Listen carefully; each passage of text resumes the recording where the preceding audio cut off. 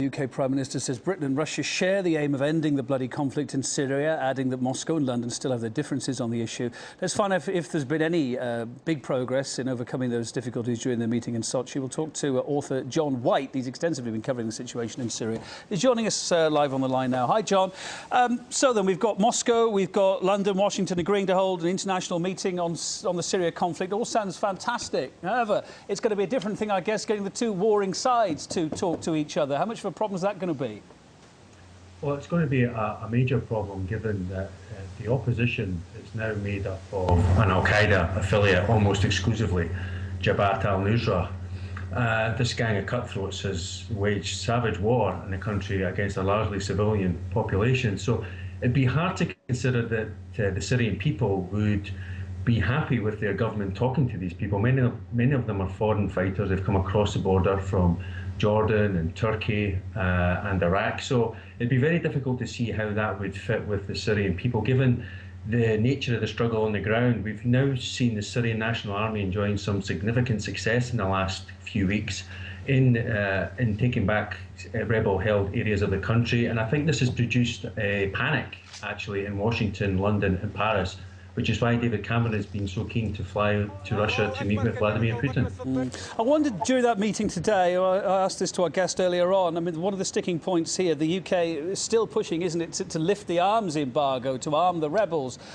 It's very difficult to tie that in at the same time with Britain saying it wants peace. How does that work? And I wonder, after that meeting with Putin today in Sochi, will the UK be softening its line on that, do you think?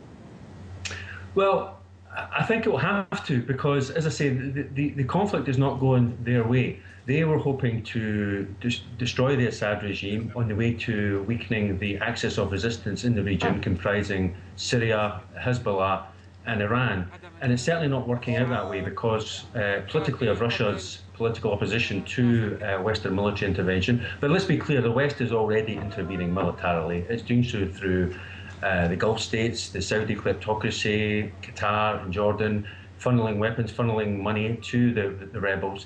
But even so, the Syrian National Army is managing to maintain control of the significant parts of the country and managing to enjoy some successes on the ground. There's no doubt that despite the propaganda campaign being waged against the Assad regime, it still enjoys significant support within Syria itself, and that is key. I wonder the other issue, and we were talking about what may have or may not been talked about at this meeting in Sochi today. The other issue, of course, chemical weapons. Britain kind of stating that the government has used them. The UN saying, well, no, there's a report out completely contradictory to that, saying it's the rebels. Why doesn't, on the face of it at least, Britain seem to be wanting to take a look at that evidence about the rebels? Well, all you have to do is look at Britain's record when it comes to alleging countries holding and using WMD. They obviously... Yeah, but surely lessons were learned, weren't they?